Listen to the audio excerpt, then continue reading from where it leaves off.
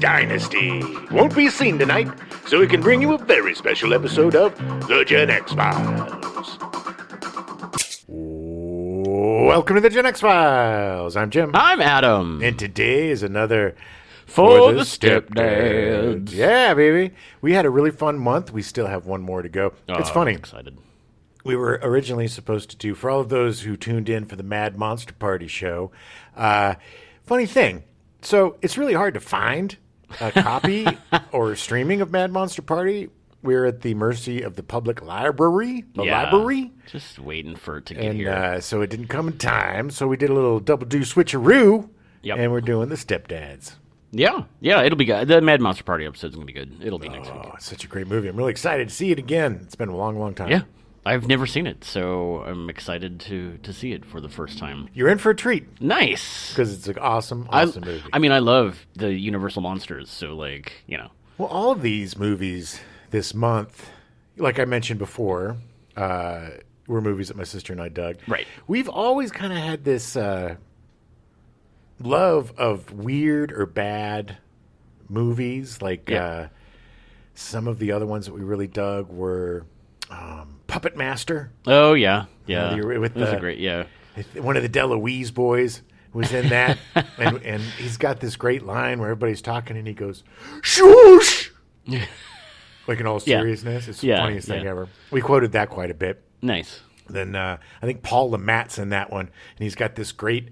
Paul LeMat's a great old actor, but he has this great scene where he picks up this because they're all little puppets, that are killing people. Yeah. And he picks it up by the toe like it's some sort of like a piece of poop or something, and the look on his face is hilarious. Anyway, it's like that kind of stuff that we learn, and not that I would put these three movies in a different category because I don't think they're bad at all. No. I think they're cult hits. I think there's good stuff in all of them. Oh, yeah. For sure. Especially Murder by Death. I think that is just 100% a classic. Yeah. I mean, all three of them I would say are classics. They're definitely. I think some people they would be an acquired taste. But that being said, all the people that I've talked to that have seen these and not seen them before all love them. So I mean, well, they're great movies. They're great. There's a reason why my sister and I love them. Yeah. Because we have really good taste. So no, but it's those are the kind of movies you can watch over and over again because there's something new that you're going to see, especially Murder by Death. And I'm not talking so much about Mad Monster Party because we haven't done the show yet. Yeah. And honestly, I don't remember a ton of it.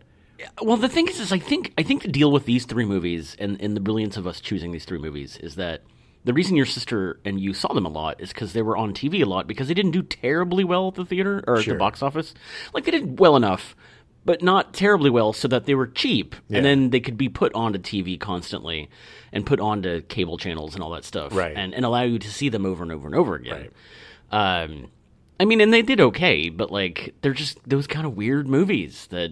Well, they came around, too, at a time when cable television was new. Yeah.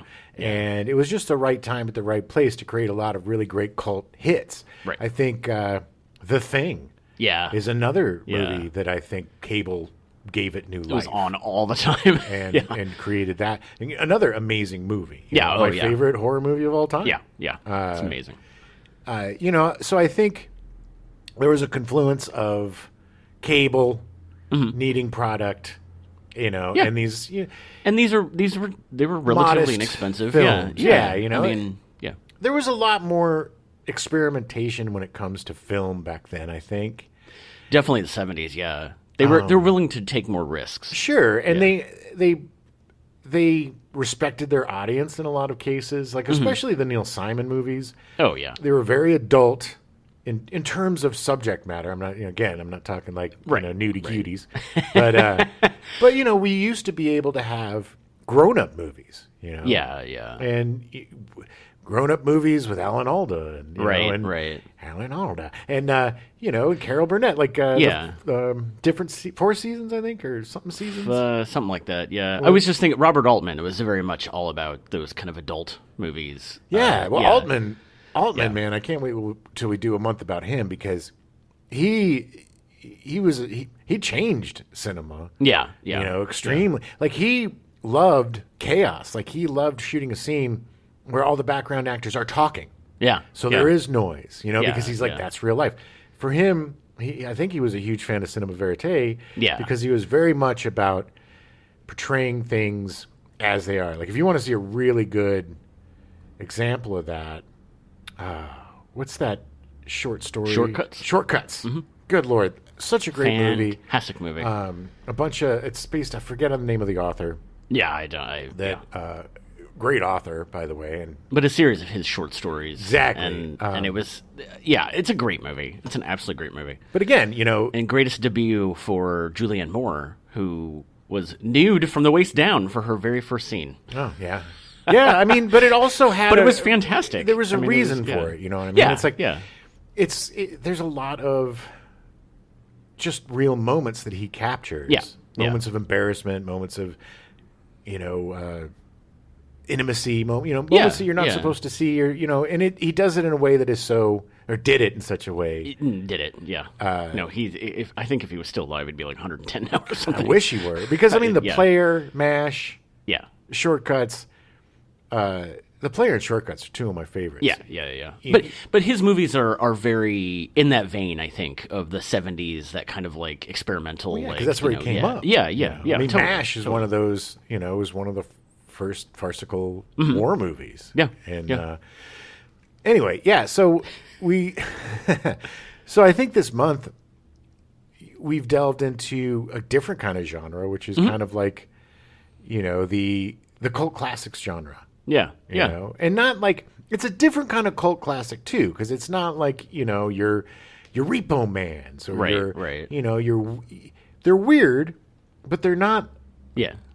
And I don't use this word for me, but they're not off-putting to some people, like some of the cult classics are. No, agreed. Repo Man is kind of off-putting.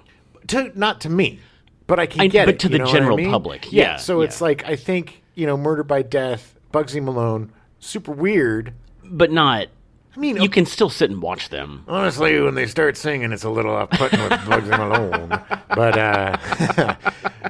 But these are really fun flicks, and if you haven't seen them, see them. And if you got to use the library. It's a great resource too. These are 100%. I did manage 2 of the 3 movies we're covering this month. We got from the library. So my sister's birthday is tomorrow. Oh yeah, yeah. Happy birthday, Tracy! Well, happy birthday, Tracy! It was weird. Happy birthday to you. Yeah. Happy birthday to you. Happy birthday. Happy birthday to you.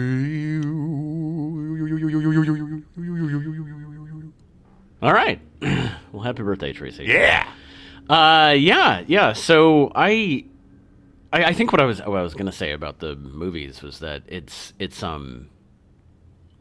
these movies in this month fit into that category of people are like, tell me about a movie is amazing that I've never heard of. Yeah. And that definitely, all 3 of these I think will fit into that category. Or what's a movie unlike anything I've ever seen? Yeah. And I think 2 out of the 3 of these definitely fit into that category. Yeah. And even if you've seen Clue, it's very different. Yes, you should still definitely see Murder by Death. It is a fantastic. Yeah, all 3 of these movies. Yeah. As you could tell by the shows, there wasn't a lot of snarky comments about this stuff, because it's just, the stuff that you learn to love as a kid just sticks with you.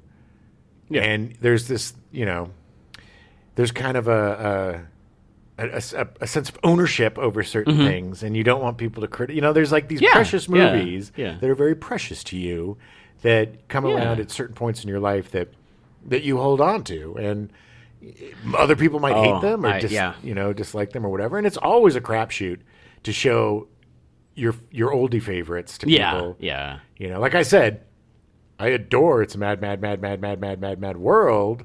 But, a lot of times when I try to share that with people now, they're just like, it's exhausting. I don't know. I watched it in the last few months, and I thought it was fantastic. But you grew up with it, right? No, I had never seen it until a few months ago. Oh, okay. And I thought it was fantastic. Well, you have good taste. I mean, you're the exception. You have patience. You can watch something that's... But you're right. It is a risk to show that. Because I know it took me a long time to see Highlander. And I didn't see it growing up, and a lot of people were like, "It's so amazing," and I saw it, and I was like, "You're wrong. It's awful," because I saw it when I was like 35, and it didn't have the same catch as I did when I was 12. No, it was awesome. I love Highlander. You're wrong, and you're wrong because it's boring and bad.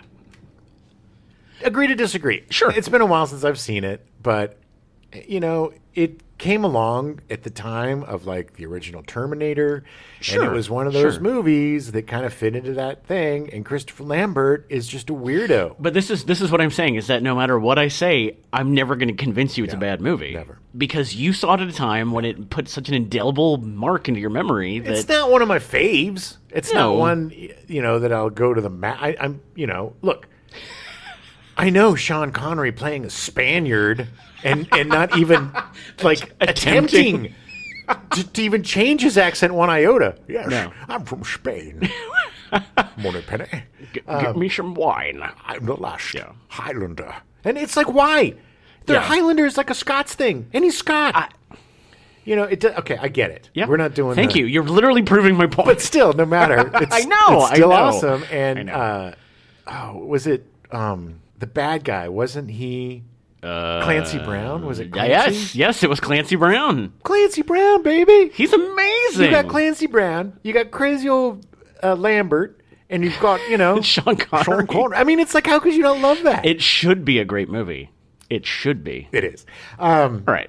It's an awesome movie. Agree to disagree. They should make a video game out of Highlander. I'm sure they have. Do an open world video game with Highlander? Yeah, and it's like you go around and you do stuff, and then there's bosses, that are... I'm surprised. Fights. Yeah, I'm surprised there hasn't been like a modern.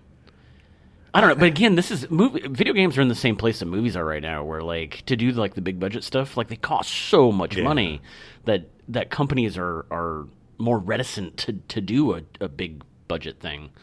It's a shame because it pays off. I mean, look at like Horizon, which I'm really excited because you ordered that the new one, Horizon Forbidden West or something. Yes, Forbidden West. Those were new IPs. They're amazing, man. I mean, sure. So I'm still playing Red Dead Redemption 2 again. Yeah. That thing, I'm savoring it. I'm also not like doing a lot of like the extra stuff, but it's still taking me forever to get through it because it's just so good. There's never been a better story, more engaging thing ever. I know this 4-year-old game that I'm crowing about, but it's been, I hadn't played the story since it first came out. Mm-hmm. It's the most encompassing open world I've ever played. Like it completely sucks you in. Yeah. The fact that like the NPCs, the fact that the NPCs have their own routines. They go to work, they do their work, they go have a drink, and then they go home. Yeah, you can literally follow them around and watch them live their daily lives. It makes me really excited about what's next because I know GTA 6. We're all talking about it. We know it's in the works. Yeah. Pretty soon, hopefully, we're going to get a little sneakity-peekity. I doubt this is going to be out before 2024. No, there's no way. My prediction is we get a fourth quarter 2024 release date, and it'll end up being pushed to 2025. Ugh. I'll be old. The world even exists by that point. Yeah, exactly. But playing Red Dead Redemption just makes me so excited for GTA 6 because if they implement a lot of the things that they put in there... Hopefully they do, yeah. Because, I mean, we still play GTA 5 online. Yeah. And it's, they just released the PS5 version in the last few months. It's beautiful. It's fun. It's fun to play. They keep stuff going, but it's time for something new. Yeah. It's time for something new. Rockstar needs to... You haven't released a new game since Red Dead Redemption. Well, I mean... something that's not a remake or a remaster or, that trilogy disaster. I mean, it's hard when, GTA Online makes so much money that it's hard to get past that. It's hard to let go of that cash cow. It's so sad. Because of the runaway success of GTA Online, they've neglected Red Dead Redemption Online, which to me... is dead now. Yeah. Yeah, I loved it because that world is so much more interesting to me, and I just love the fact, the opportunity to be a cowboy. Yeah.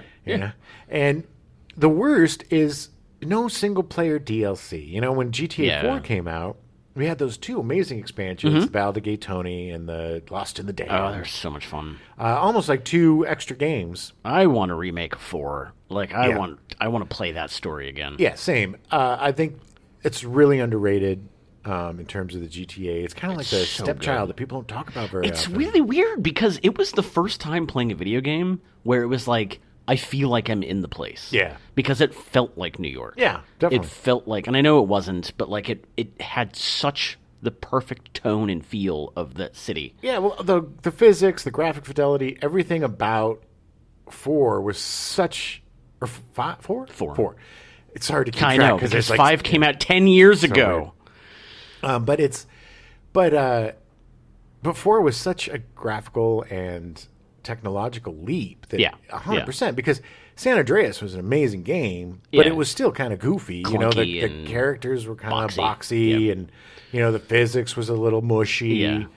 But the physics system that they had in GTA 4 was insane. Like, the car crashes, the body ragdoll. I mean, it was really crazy. So the stuff much you could fun. do. It was so ridiculous driving. Drive as fast as you can at this fence just to launch yourself out of the car. That's the beauty of those games, so just great. doing stuff to do it. And they did expand on that with, not in the physics and stuff, but the feel and tone, they did expand on that with 5, because living in LA, like, and then seeing it in the game, it was like, oh yeah, this is 100% this part of town. This is this part of town. This is, they did a really good job with that. There was a Reddit user that took pictures in-game of his avatar and then took pictures of himself dressed exactly like his avatar in the exact same place in Los Angeles. Nice. And it was pretty eerily similar. Yeah. Rockstar's an amazing company. I'm a little concerned because they've lost some of their biggies. They lost Dan Houser, who was the lead writer on Redemption 2 and the lead writer on GTA 5. Laszlo, I think, left as well. And he was also minimally involved in 5. Right, but he was still one of the creative forces from the beginning. Oh, no, totally. But I mean, he was already getting phased out at 5. Right. And his such a weirdo. His stuff on the radio and whatever so is great. amazing. Yeah. I'm like CD Projekt Red. They were infallible. Witcher 3 is one of the greatest games. Mm-hmm. It's in the top 5. Red Dead Redemption 2, Witcher 3, I would say are probably the 2 best open world games ever made. Yeah. Okay, Witcher 3 yeah. Hands down, the best DLC Oh, yeah. ever. Yeah. I mean, they gave a bunch of free stuff, but the 2 expansions are huge. Arguably, not even just huge, but just so different and so unique. And the side quests and the quests and everything in it is just chock full of crap. It's like, again, 2 extra games. The pedigree for CD Projekt Red was right up there with Rockstar, in terms of absolute quality. Yeah. And the debacle with Cyberpunk 2077 and the rollout of that really just completely destroyed their reputation. Yeah, that was too bad. So bad. And we've talked about this before. And a lot of that has to do with the quality testers lying about stuff, but it's also you got to be on top of your game. So I get it. It took them 2 years to get that game to decent quality, and I did play it on the PS5, and I loved it. Loved it. It wasn't. It wasn't Red Dead Redemption 2, and it wasn't Witcher 3, but it was still an extremely engaging and awesome game with so many cool mechanics that I hope that they expand upon it. Sure. I hope that maybe the DLC they're talking about maybe putting in a third-person perspective, that would be which good. I think I would prefer that. Sure, like third going into first maybe for combat or for, whatever you want to do. But, and they're supposed to have some DLC and stuff coming out, too. I would actually prefer it the other way. Because I'm not a big fan of hand-to-hand first-person combat. But anyway. Actually, I didn't mind it. Now, granted, I haven't played it yet. Right. So, But again, so they for a lot of people, it was a little too little, a little too late. But I really enjoyed the game. And they're making Witcher 4. But this circles back to the whole fact of the big because the reason that it got delayed and they got sued by their investors and all this stuff is because it cost so much more money to make this game, and there was so much more at stake And then they just fumbled all of it. And it's other companies see that and go, well, I don't want to pull in another $50 million and invest because they're going to expect shit that we can't necessarily give them. Yeah. Well, or at least in the time that they want, because they just look at numbers. They don't look at we need development. We need, We're in an interesting time when it comes to video games. I think we're getting out of the crunch time. I think people are starting to realize that rushing games isn't good for the company. No, yeah. We never used to have 1,500 gigabyte day one download patches, or a game is basically incomplete and it's not patched for another. Yeah. The reason why Adam and I usually wait like a year to buy a new game is because by the time you get it, there's so many updates, so many graphical improvements. There's usually DLC, and you get everything for about $20. Yeah, and there's certain games day one. Yeah, Rockstar. Sure. Anything. Sure. I'll pre-order that. Yeah. 100%. Yeah. But I have not pre-ordered a game since Red Dead. I have not ordered. Yeah, I've not ordered a game since Cyberpunk because I learned my lesson. Yeah. I mean, it was unplayable. I mean, it was completely unplayable. You paid for something that was going to take another 2 years to be right anyway, and it was like, what the hell is the point? Yeah. I've also been playing. I've been playing Hitman 3, but you can pull in all of your other Hitman 1 and Hitman 2 into Hitman 3 and pretty much play it as the whole game story. Yeah. So I'm still on 2. Nice. I'm trying to get to 3. But I'm a stealthy guy. Mm-hmm. I love that kind of stuff. I have a lot of patience for it. But the Hitman games I've always just adored because it's like a Rube Goldberg kind of playground where you can basically there's so many different ways to assassinate people. I mean, you could just run up, shoot them, and run away, and you could be done with the level in like 2 minutes. Yeah. But like dressing up as a shaman for a drug cartel and walking with the person you're supposed to kill, mark. Your mark. Thank you. Adam is actually used to be a hitman.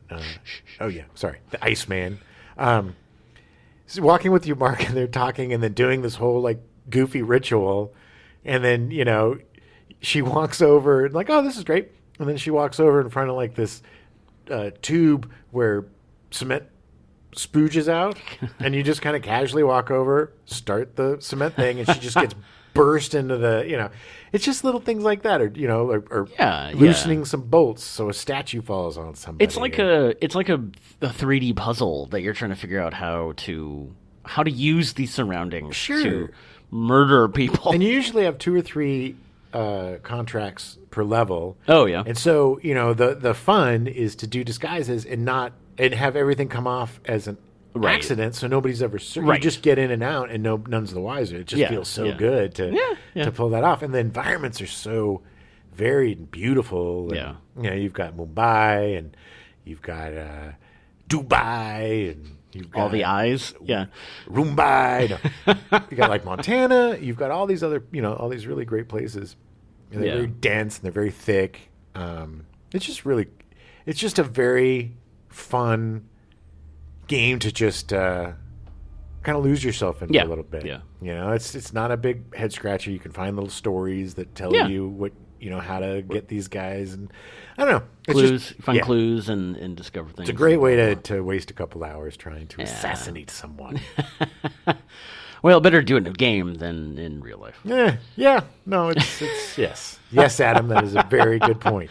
I'm still playing Days Gone. I don't know if I'm going to keep playing it. We'll see. I still haven't. I've played the game for probably about 60 hours, and I still haven't technically fought a horde yet. Yeah. This is a zombie game, a post-apocalyptic. It's very fun, but they have these zombie hordes, which are like dozens and dozens and dozens of these. So fast. They run so fast. They're like the 28 Days Later zombies. Yeah. Kind of. Yeah, they're infected. They're not messing around. But yeah, I've been avoiding doing the hordes, and the story's great. Like, I'm really enjoying it. But at a certain point, like, I have to defeat a horde, and I just don't know if I care enough. Well, I have a feeling that when Horizon gets here, yeah, everything else is probably going to go the way of the dodo. Yes, I'm very excited about that. I loved the first game. It was one of those IPs that I was very surprised by, and how good the story was, and the combat and everything. I mean, the actress Ashley Burch, she's amazing, man. She's not only Alloy. Yeah, Alloy is Alloy. Alloy. Yeah. Alloy. Not Alloy. She's not metal. Hey. Although it is ironic. Yeah. But she also does Tiny Tina from Tiny Tina's Wonderland, and she's on that show Mythic Quest. Oh, yeah? I never did watch that. It's not bad. It's Rob McEnany? Yeah, Rob from It's Always Sunny in Philadelphia. I can never pronounce that poor guy's name. McEnany? Or McElhenney? McElhenney? I think it's McElhenney or something. Anyway. I just saw he guest hosted on, I think, Jimmy Kimmel, and they did this whole thing where they were giving people like, can you pronounce this name? Can you spell his name? And it started with, I think, $20 and got up to $1,280. Wow. To the point where he came out and spelled his name. His own name and took the money because nobody could do it. It's insane. But anyway, I really want to like that show. I really, really want to like it because I like him. I like the actors in it. Yeah. I like video games. But unfortunately, the characters are so unlikable. Right. That it's hard for me to stay in it. Like, I went through the first season. I got a little bit through the second. Yeah. I'll give it another shot because I like the actors so much. But it's kind of one of those things where you can't just have a bunch of a-holes. Yeah, you got to have somebody to root for. Right. You know, and I get it. I get the conceit, and it's cool, you know, what he's trying to do. But for me, it's just... But it's possible. I mean, like, look at, like, Silicon Valley could have all just been all a bunch of nerdy assholes, and there weren't. I mean, they still had some qualities to them that made you want to keep watching the show. Sure. Well, because they were, you know, they weren't just... I don't know. Watch the show. Yeah, I'm curious. Tell me what you think. I'm curious. Yeah. I did play the free games on the PlayStation Plus. The free games are still available for download. I did play Tony Hawk's Pro Skater 1 and 2, the remaster. Nice. I played it for about 30 minutes and then remembered why I never played it when I was growing up, because I really hate those games. My mom used to play that game. Oh, wow. I think the first one, yeah. She had an original Xbox. Oh, nice. And she had one of her friends' kids would come over and play or something. Yeah, so I would play I just can't. The game itself, the way it's set up and it's done, I just get so frustrated so easily. Oh, yeah. I get it. Yeah. That Little Nightmares game looks interesting. It's like a platformer. Yeah. I started playing it. It's interesting. Yeah. And the Yakuza Like a Dragon, that looks pretty fun. I started playing that as well. Yeah. And that was, it's fun because it is a turn-based RPG. It's crazy. All the Yakuza games are awesome. Super weird. It's very different than the other Yakuza games. I mean, it looks exactly the same except for the fact that it is in turn-based RPG. Yeah. But I got to be honest, it's actually a little more fun. Yeah, no, they do great work with the Yakuza games. Yeah, those. I'm looking forward to. I'm hoping that Saints Row, the reboot coming out, looks really cool. I'm hoping it's good. Yeah. Part of me hopes that it isn't, because I don't want to buy it, but you have to buy it. No, you have to. Okay. You have to. Right. No, but I'm looking forward to that one. I really like the Saints Row games. Yeah, they're fun. I mean, I'm hoping this one will be fun. Yeah. It seems like it's going to be. It looks like they retained all of the craziness of the originals, right, and then kind of grounded it a little bit more. Yeah. You know, because I mean, the Saints Row franchise got pretty out of control by the end. You know, it's like by the end, I think they were all superheroes or something. It was super weird. Yeah. And so that looks really good. At some point, I'd like to play the game Stray, the one about the cat. The cat one. So that's what I'm playing. That's what you're playing. Nothing really new. We're still kind of straggling the old guys, but yeah, you know. I mean, there hasn't really been. I mean, Horizon Forbidden West is the first one in a while that I was really excited about. Yeah. I did still wait until it was on sale. You got to, and there's been so many, again, like patches and improvements that it's a much better game. If you wait, you're going to get a better game. Unfortunately, it's not 96 where you just grab a cartridge, pop it in, and you play the game. You know, now it's like it's stupid to buy a game day one. No. You know, especially one of these bigger open world Yeah. adventure games because there are going to be a ton of patches, there are going to be a ton Yeah. of fixes. And you want to, like, we got Far Cry 6 after a ton of patches, a bunch of new stuff put in. Bunch and of free DLC. Yeah, and made it a much better game because Yeah. it was ready. And I know we paid, what, $20 for it, maybe? Exactly. So that's the thing. It's like you can like Hitman. I think I got for $15. Yeah, Hitman 3 yeah. or something. You know, and that just came out a year ago, and they're still adding new levels and stuff to it. So, you know, the younger me needed to be there on Tuesday at the opening of Best Buy to get exactly, you know, all the new releases. But old man me realizes that sometimes patience is better. You can wait. It's fine. Yeah. There's tons of stuff to play or replay. It's a great time to be a video game fan. Yeah. There's a lot of great games out there. A lot of variety. Yeah, so get yourself out there. And if you have any questions or anything about video games, you can always email us. Email us. GenXFilesPodcast@gmail.com. We know quite a bit. What are you watching, man? I saw, we watched Day Shift, the new We did. Jamie Foxx movie with Dave Franco. Yeah. And which I assume they're going to make into a franchise. And Snoop Dogg. Oh, Snoop Dogg. Lion. Can't forget about the old Snoop Dogg.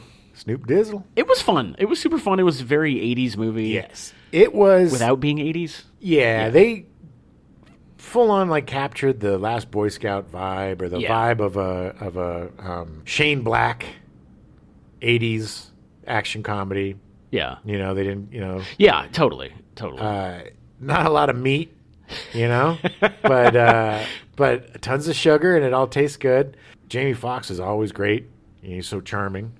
Yeah, Can't go yeah. wrong. Him and Dave Franco played off each other really well. Yeah. Snoop's always Snoop was great. He had a couple great entrances. It was him being awesome. But yeah, I mean, if you like vampires, you like action movies, it's definitely a fun diversion of your daily life. It had some really intense, brutal action sequences that were just incredible. Yeah. Done very, very, very well. Very entertaining. Yes. It's ain't going to change your life. No. But you're going to have fun. It's a good movie to yeah.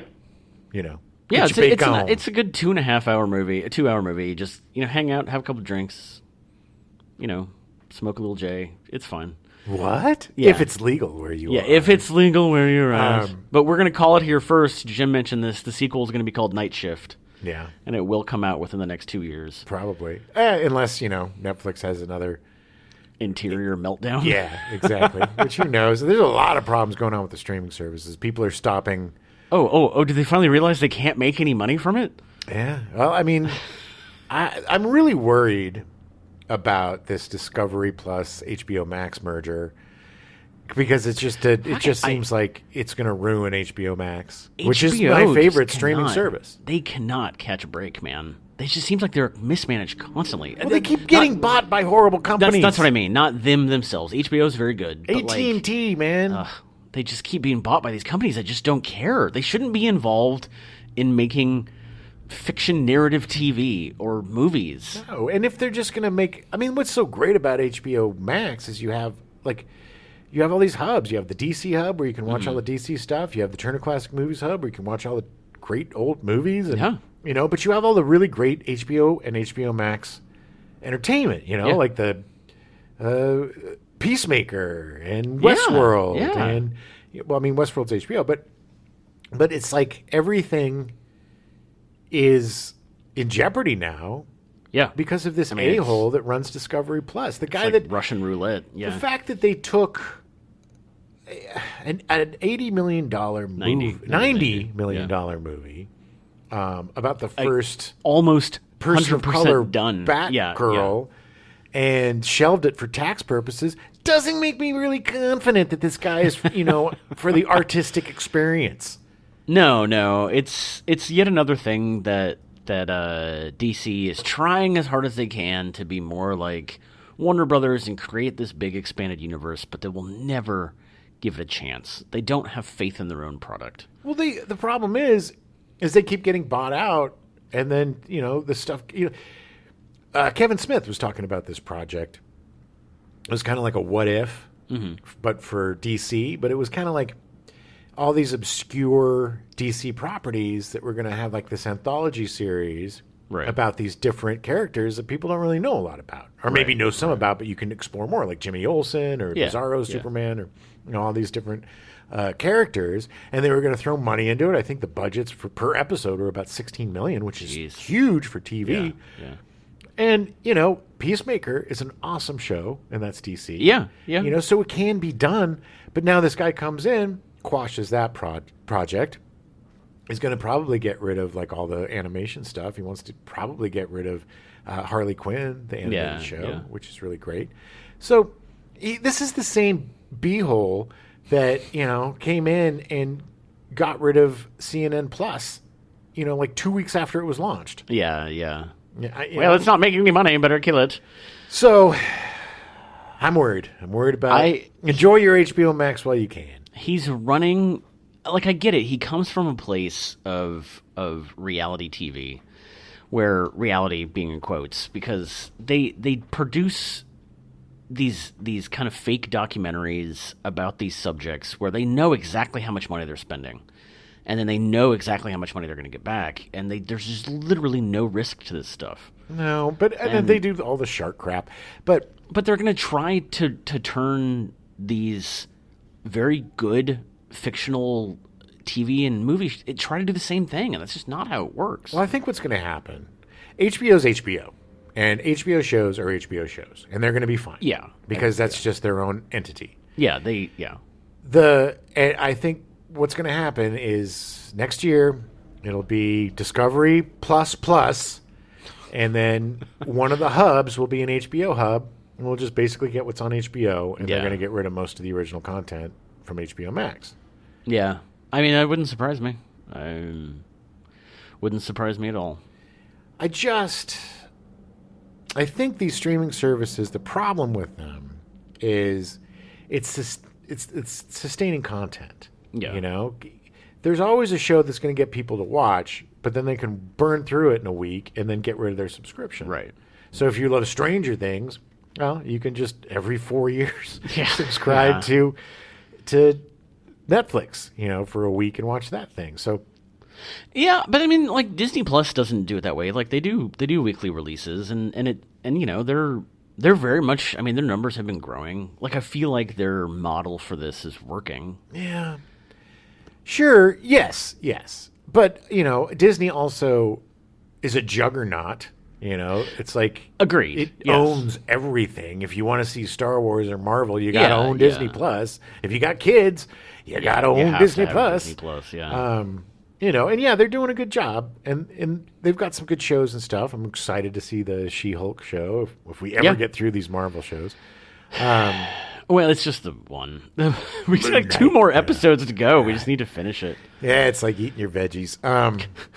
But I'm excited about Ms. Marvel, and She-Hulk is supposed to be really good. I hope getting so. Really good I hope reviews. So. You know what was amazing was Prey, the Predator. Yeah, I still haven't seen that yet.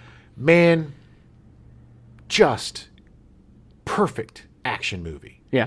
I was a little wary, I got to be honest. Yeah. There's been a lot of crappy Predator movies.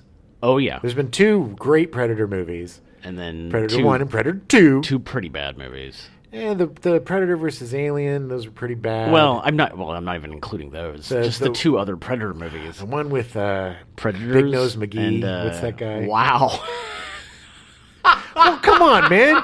The guy's got a giant schnoz. It's not the even pianist, Adrian Brody. Adrian Brody. I'm sorry, also known as Big Nose McGee. Hey, Brody. I just think of him in that awful Coke commercial, like the height of his fame, where he like jumps in the. Hey, Brody. Anyway.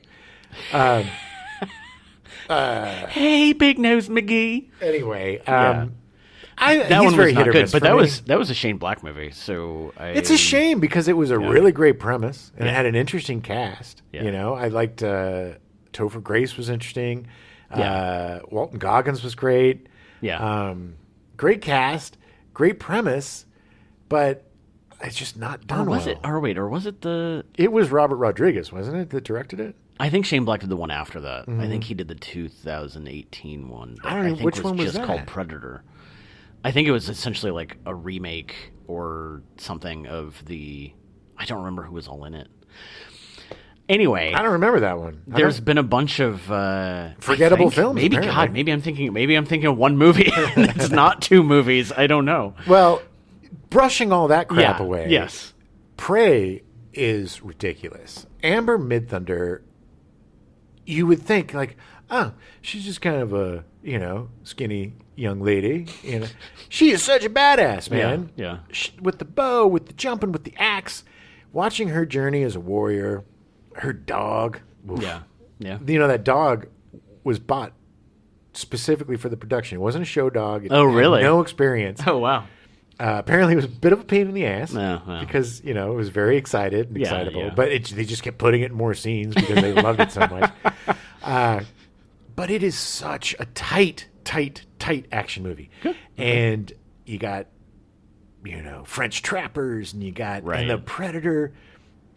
Everything about it, top notch. If you love action movies, if you love the Predator, it was just so great to see a bare bones Predator movie.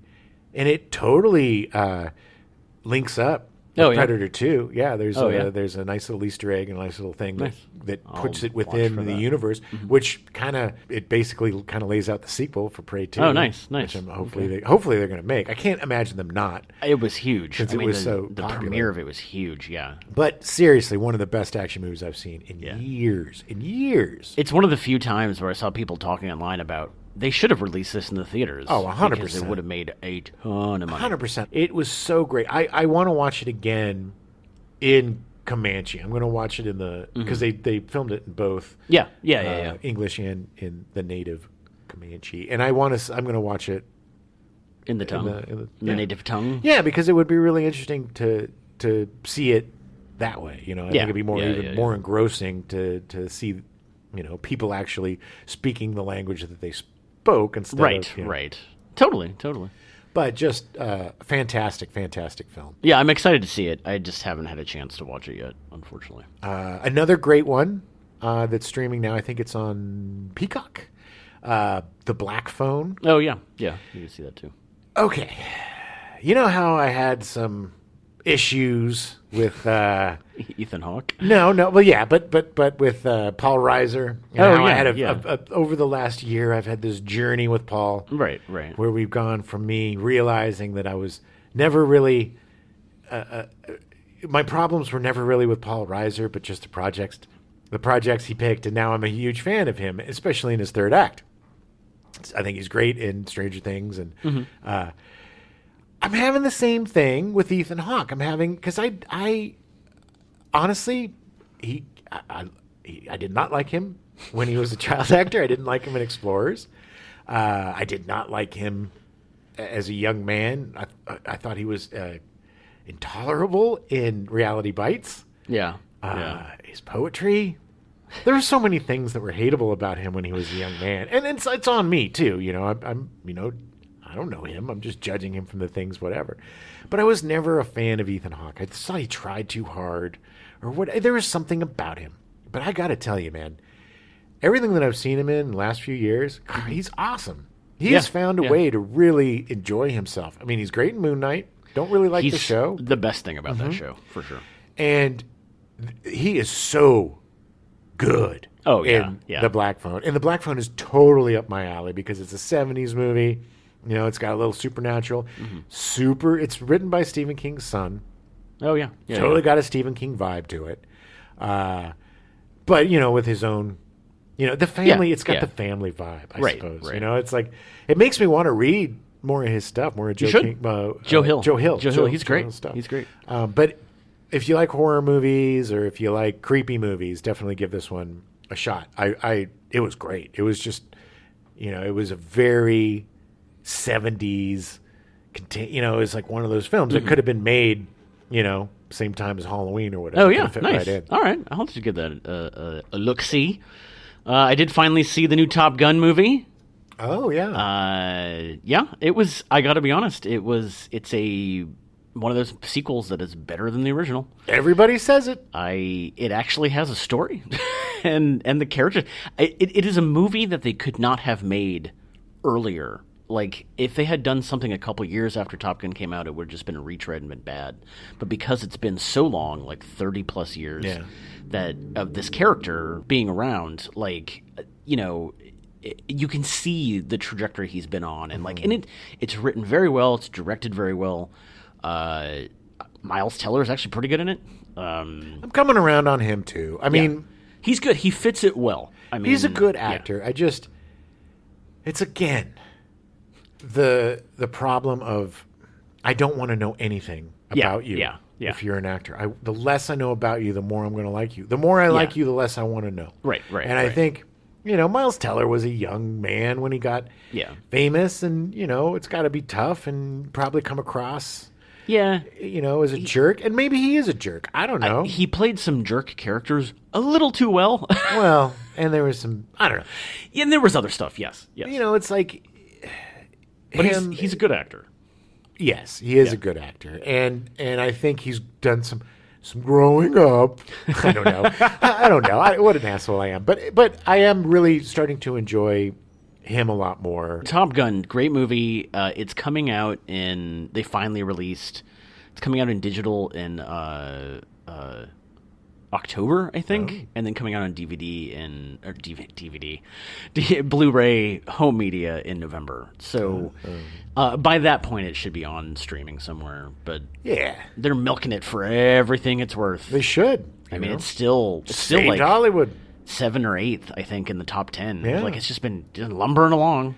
Yeah, it was exactly what the box office needed, was a big old hit. Yeah. You know, and it's a big old fashioned. You know, from what you tell me, it's like a big old-fashioned rah-rah movie, you know? Yes and no. Crowd pleaser? It's much more... It's a definitely crowd pleaser, but it's much more character-based than the previous movie. Oh, good. And it's interesting. And I gotta be honest, Tom Cruise, like, it's one of the best performances he's ever done. Now, is his mouth writing checks still that his butt can't cash? Or... No, he very much cashes those checks. Just want to make sure. And they made it very. It's really interesting. I mean, I'm really excited for you to see it. I am too. Look, I'm looking forward to it. I do want to see it. You know, as you guys know, I'm not the biggest Tom Cruise fan, but I do respect him, and I respect his dedication, and you know, he makes good movies. It's one of the usually. Yes. But it's one of the few movies that sitting in the theater, literally was like, if they just rolled it again, I would sit and watch the whole thing again. Nice. Yeah. And that doesn't happen very often. I think the last time that happened for me was in Glorious Bastards, where the lights came up and I was like, no, I need more. Like, but it was good, and I'm excited to see it again. Mm-hmm. When it comes out, we'll have to sit down and watch it. And, yeah. It's fun. It's really fun. Highly recommend it. Blackbird is done. All the 6 episodes are out. Great. If you like serial killers and, you know, period pieces and mysteries. Dramas. And good acting. Taron Egerton's great. The gentleman who plays a serial killer, who unfortunately I never remember that actor's name. From Cobra Kai and from the Richard Jewell movie, the Clint Eastwood, Richard Jewell. Yeah. What did I say? No, you said that. It's just, you just said the Richard Jewell movie. It's literally just called Richard Jewell.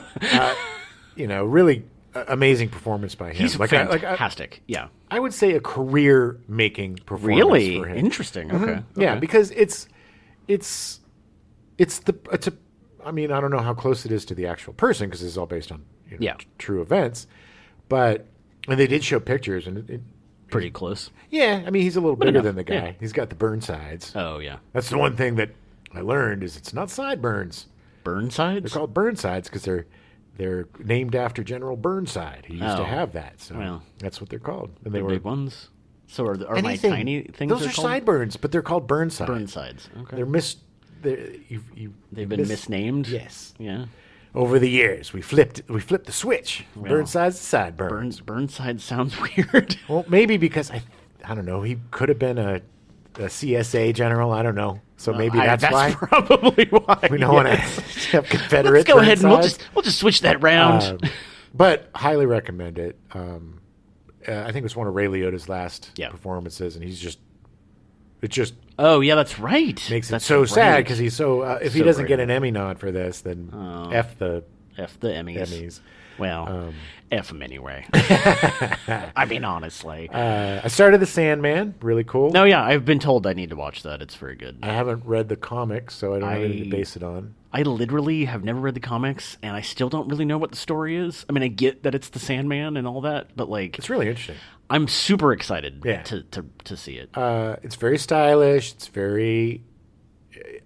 It's like the lead singer of The Cure. He's all of a sudden in charge of the dreams. No, it's good. I'm a few episodes in. Better Call Saul just did their final episode a couple days ago. So I think I'm going to do a big old massive rewatch of Breaking Bad. And then, because I've not seen the last like 3 seasons of Better Call Saul. Same. So I think I'm going to, and Phoebe's not seen Breaking Bad. So I think I'm going to be like, you know what? This is going to be our show for the next few months. Just watch an episode a night and get through Breaking Bad, and then by then, hopefully, all of the episodes will be on Netflix or whatever. Nice. For Better Call Saul. Yeah, I mean, in that vein, I watched the last season of Westworld Oh yeah, with Jesse that's something else I need to watch. Jesse from Breaking Bad. Oh, from Breaking Bad. Oh, gotcha, Yeah. gotcha. Okay. For some reason, when you say Jesse, the first thing that pops into my head is that awful sitcom, The Full House. I don't know. I was like, wow, he's in that? Yeah, Uncle Jesse. Uncle Jesse's in it. All right. No, it was. I don't know if they're going to do another season. They don't have to. Oh, really? It ends that way? If it ends, it ends fine. perfectly. But I kind of felt that way after the first season as well. Yeah, but if you watch it, it comes full circle in a way that Okay. they could totally end it. Okay. And I'm not so sure another season would be as interesting considering everything that happened in this season. Okay. But who knows? Yeah, I didn't see the third season because I started watching it and realized I never watched the finale of the second season, Right. and so I happened? stopped. And I was like, oh, yep, need to go back now. Yeah, I want to go back and rewatch the first 2 seasons. But it was very cool. And It's a great show. I started the League of Their Own series. Yeah. A few episodes. Great. Abby Jacobson. I love her. She's just so good. She's so funny. And Darcy Carden, who was on The Good Place, and Barry. Barry. She's fantastic on Barry. She's so charming in this. You got Nick Offerman playing the coach. Offerman plays the coach. Oh, I had no idea. Now I have to watch it. Yeah, look, it's a lot different than the movie, and people are freaking out, and it's stupid. It is engaging, and these actors are charming and awesome to watch, and it's just a much deeper story. About these people. You know, I love League of Their Own. The movie's great. The movie is phenomenal. But they couldn't really. They could hint at stuff. It wasn't the time. But they couldn't really delve into things Right. the way that in a PG-13 movie as they can in a 16-plus television show. Yeah. And it's still funny. And it's still got baseball. And it's got a great cast. And all of the actors playing the baseball players, they're great. Nick Offerman's got he's Nick Offerman. He's always great. I'm definitely going to watch it because most of my immediate family now lives in Rockford, and Nice. it is a huge, very big deal in Rockford. Oh, I the bet. Rockford Peaches, and that they were coming up. They just came up on the 75th anniversary of it. Yeah. It was huge. They It was, but it's exciting. I mean, I'm really curious because I love the movie, and I know that obviously, a lot of things have changed in the last 30 years. So like, we are able to tell these more accurate stories. And Well, and if you're doing a television show, you have the opportunity to delve into things in a deeper way than you can in a movie. 100% true. And this doesn't take away from the movie. Yeah, I've just read so many hateful, awful comments online. If you have a problem with less whitewashing, then you have a problem. It's not the show's fault. Yeah. It is you. Yeah. Step back and ask yourself why you have such an issue with this. And, not every show's got to be for you. You know what I mean? That's 100% true. It's like all these people that are like, why are they doing this and this and this? It's like, well, you're not forced to. They're forcing it. They're forcing it down my throat.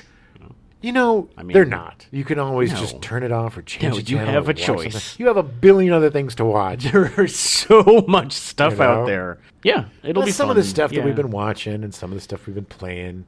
In terms of these movies, get them. Yeah, Watch them. Take a chance on the weird movies. They may be bad, but they also might become your favorite. And it's also like if you're doing a movie night with your pals, these three are great. Yeah. Even though they're very different, they yeah. match up together well in terms of just vibe and weirdness. Yes. I'm so excited about Mad Monster Party. Yeah, this month has been so. This has been one of my favorite months, just because of these three movies are movies that I haven't really thought of in a long time. Mm-hmm. But revisiting them just brings back so many good memories. Yeah. And makes me realize just how much I adore these movies. And it's also just brings back so many great memories with my sis. Yeah. And, the fun times we had watching this weird stuff. Because we've always had a really similar sense of the bizarre or the absurd. Like, she's the one that got me into Stephen King. Oh, nice. She's always been a big influence on what I've watched and read and has opened my eyes to a lot of really great stuff. Still does. And I just want to thank her and say, this month is for you, sis. Happy birthday. Happy birthday month. Enjoy these movies. And then we're going to be back closing it out strong with Mad Monster Party. Mad Monster Party. The Witcher 2 beats every other game hands down with their 3. DLC. What did I say? Witcher 2, yeah. Oh, I didn't play Witcher 2. I was thinking of Red Dead Redemption 2, 2s and 3s. Okay, Witcher 3. Yeah. We now return you to your regularly scheduled programming. Fantasy Island, already in progress.